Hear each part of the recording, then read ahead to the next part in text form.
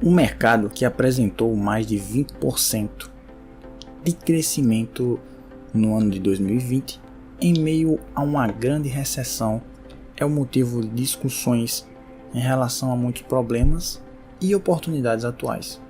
O que estou falando é o mercado de games, que vem se destacando na era digital como um grande promissor de desafios e facilidades. Hoje vou falar sobre o crescimento do mercado de games e suas vantagens e desvantagens na vida dos jovens. O conceito de jogos é muito mais antigo do que parece. Marcas arqueológicas e as pinturas rupestres deixam claro que na antiguidade já haviam alguns jogos que os gregos e romanos jogavam, como por exemplo o peão contemporâneo. Mas não se engane, nem sempre os jogos foram vistos de forma amigável pelo povo. Com o início do cristianismo, o interesse decresceu, pois tinham um propósito de uma educação disciplinadora, de memorização e de obediência. Devido a esse acontecimento, os jogos foram vistos como ofensivos, imorais, que levavam a comercialização profissional de sexo e de bebedeiras. Após algum tempo, isso foi deixado de lado e com a queda de Constantinopla, o jogo foi privado dessa visão de censura e entrou no cotidiano de todas as crianças, jovens e até adultos como um ato de diversão, passatempo, distração, sendo um facilitador do estudo que favorece o desenvolvimento da inteligência. Já os jogos eletrônicos, que tiveram seu início na década de 80, é o que mais chama a atenção dos jovens atualmente. E são esses que marcam grande aumento na produção, comercialização e uso. Trata-se de um mercado que já soma 300 bilhões ao ano, mais do que os 110 bilhões da música, os 122 bilhões da TV ou os cerca de 40 bilhões do cinema. Parte desse crescimento tem uma relação íntima com a crise pandêmica do coronavírus, que fez com que o lazer das pessoas fosse restringido e bloqueado em suas residências, facilitando assim a mudança do entretenimento para as telas de computadores e celulares, que, segundo o estudo da Visa, obteve um aumento de 140% em 2020 em comparação ao período anterior.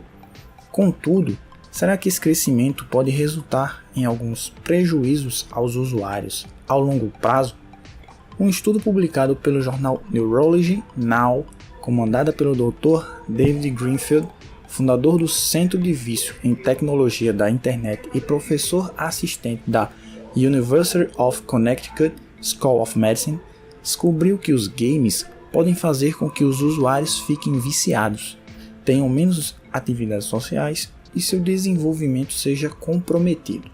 Segundo o estudo, quando jogamos, nosso cérebro é bombardeado com uma onda de dopamina. O problema é que isso faz com que o órgão produza menos neurotransmissores e desligue o córtex pré-frontal, área relacionada aos julgamentos, tomadas de decisões e o autocontrole.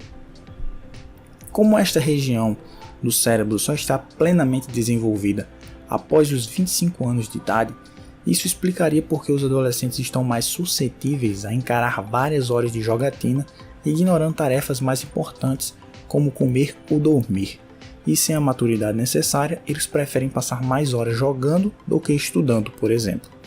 Para o pesquisador, a estrutura dos jogos eletrônicos pode ser comparada de máquinas, caça-níqueis, e o resultado torna ainda mais importante a supervisão dos pais. Mas nem só de desvantagens esse mercado vive. Há várias oportunidades mesmo para quem não tem pretensão alguma em ganhar algo nesse negócio.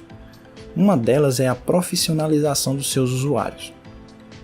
Existe hoje algo chamado eSports, uma nova modalidade surgida há poucos anos e que vem dominando o mercado de games e atraindo legiões de jovens no mundo, por oferecer prêmios milionários e alguns até se destacam por campeonatos onde equipes de jogadores possuem altos salários para se profissionalizarem em um determinado jogo. Dentre os jogos que possuem essa modalidade estão o The King of Fighters, Dota, League of Legends e Free Fire. Além disso, outros benefícios se destacam, como melhora na coordenação motora, auxílio no raciocínio lógico, desenvolvimento na capacidade de tolerância a frustrações e trabalho em equipe. Desde que os jogos produzidos para computadores e smartphones ficaram mais populares, a comunidade gamer também aumentou.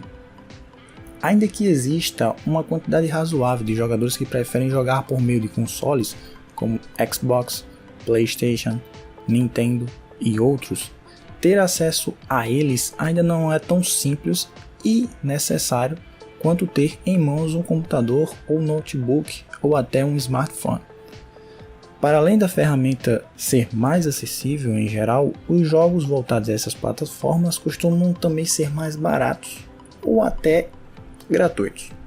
Desta forma, a comunidade gamer acaba cada vez mais diversa e expansiva.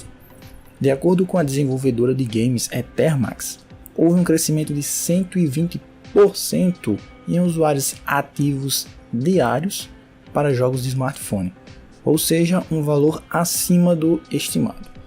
O mercado de games está atualmente atento às necessidades e anseios da população jogadora, e para eles o uso excessivo só pode desenvolver cada vez mais o potencial de lucro desse mercado. Então temos que ficar atento a tudo que isso pode desencadear, principalmente as nossas futuras gerações.